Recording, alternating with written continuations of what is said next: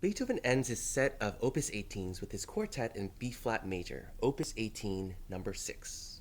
Compared to the other 5 quartets in this series, this one is arguably the most extroverted, bubbling with infectious energy and vivacity. The key of B-flat major in the 18th century was generally thought to evoke feelings of cheerful love, clear conscience, hope, and aspiration for a better world. Certainly this seems to be the case with this quartet, which is brimming with positivity and cheer, goodwill, and exuberance. The piece opens with brimming energy right from the start and features first a lively exchange between the first violin and cello, bringing to mind a witty, perhaps flirtatious conversation between the voices, while the inner voices create a propulsive rhythmic motion propelling the music forward. The second theme, perhaps a bit more contained than the first, remains terse and economical, as the voices are in rhythmic unison throughout. The whole movement is quite compact with no wasted energy or embellishment, a really tightly knit and definitive start to the piece. The second movement is a stately procession marked Adagio ma non troppo. This movement has 2 main musical ideas, the first being more processional-like, evoking an intimate aria perhaps. It is full of classical elegance and becomes more florid in its embellishments as the theme gets repeated with increasing layers of counterpoints.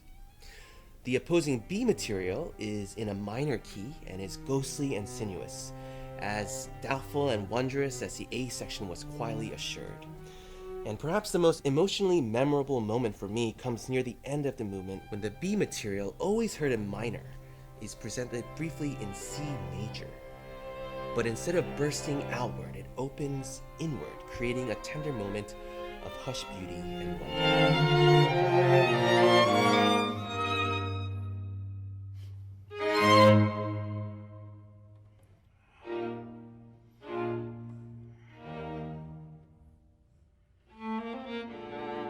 The third movement, once again a lively scherzo alla Haydn, is perhaps the wittiest movement of all.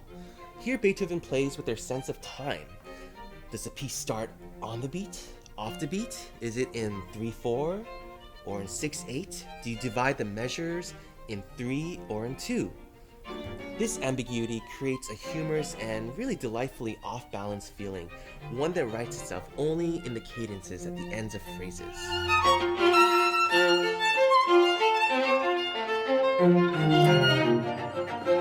The final movement, an adagio followed by an allegretto quasi-allegro, starts with a slow, contemplative introduction titled by Beethoven La Malinconia, or Melancholy, and with an unusual directive as well.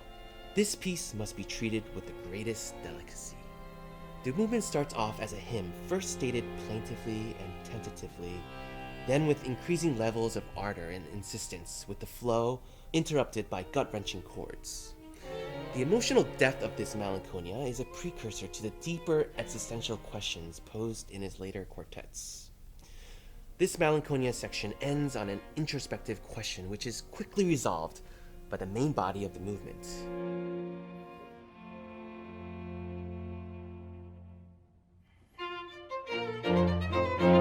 The main body is in rondo form, and the recurring theme is graceful and charming, gently playful, whimsical, and sparkles throughout.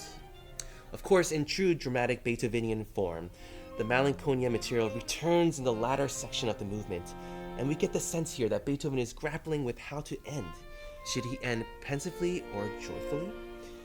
These 2 opposing characters, each vying for dominance, cannot coexist, and it is ultimately the lighter music that has the final say. The piece ends virtuosically and brilliantly, ultimately bringing the music to a festive, celebratory, and triumphant close.